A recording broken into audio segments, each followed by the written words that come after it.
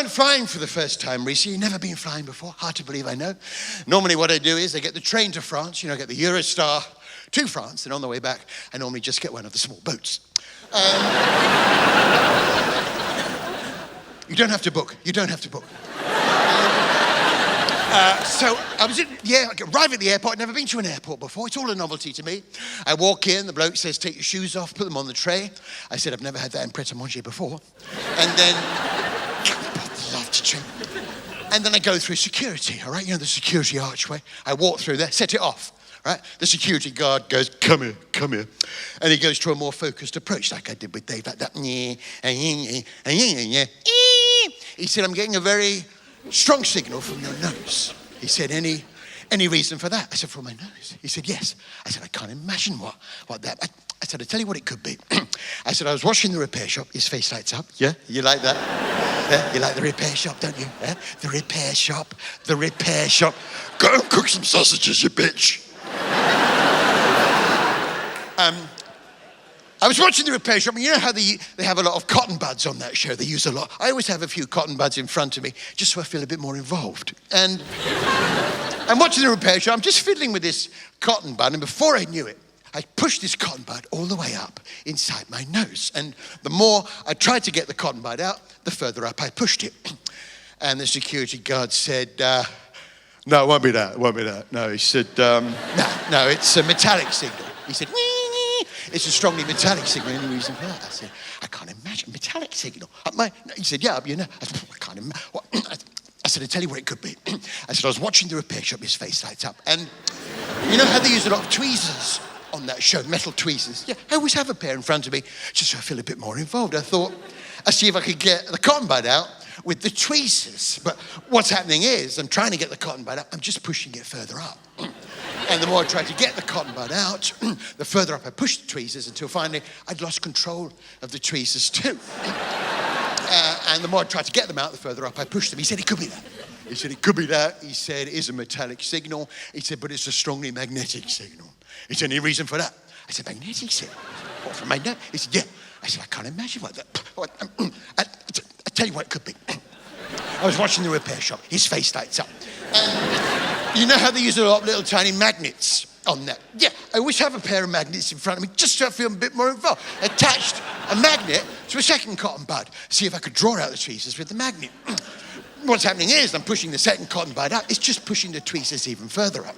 That's pushing the first cotton bud further still, until finally I lost control of the second cotton bud too. And the more I tried to get it out, the further up I pushed it.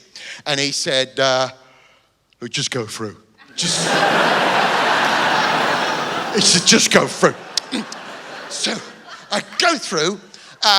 It's all a novelty to me. You've probably had it. The guy opens the bag. He gets a square of material on some tongs. He's wiping all around the inside of the bag. Then he takes the square of material and he ate it. We don't know who he was. We never found out. I walked a bit further. Okay, there's the rate your experience. The happy face, the intermediate face, the sad face. I thought I'd give him the benefit of the doubt. I slapped the happy face, but it was triplets in a pram.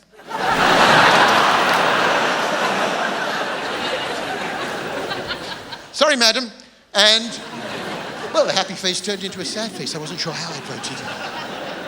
I walked through, suddenly there's an announcement on the tannoy. Anyone with small children, we're now boarding anyone with small children. Well, it took me a while, but I found one. Come on. You're coming on holiday with me, Sally. But not in a creepy way.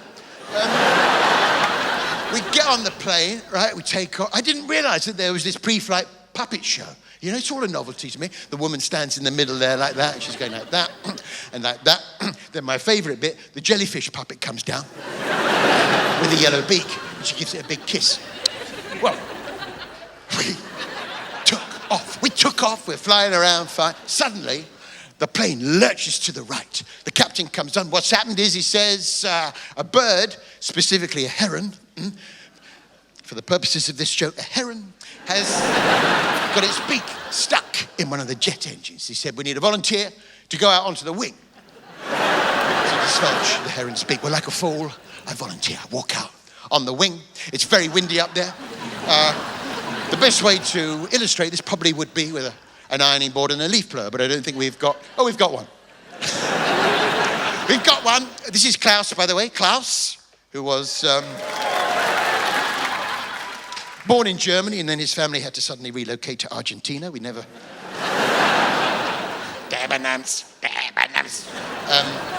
I walked out. This doesn't seem fun. I walked out onto the... Actually, thinking about it, I crawled out. That's right, I crawled. Yes.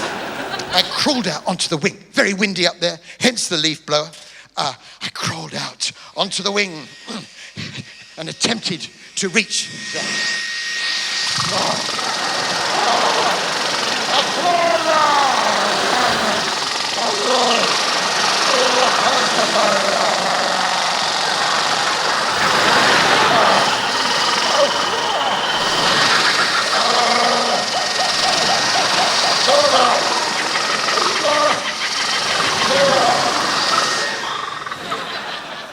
The wind dropped, and I came level with the heron.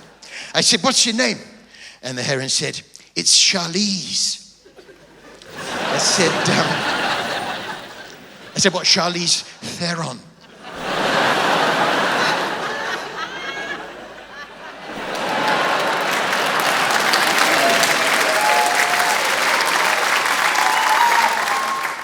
What is it you want from me exactly? I'm a 61-year-old man on an ironing board with a leaf blower, for Christ's sake. You tried coming up with funny ideas after 35 years.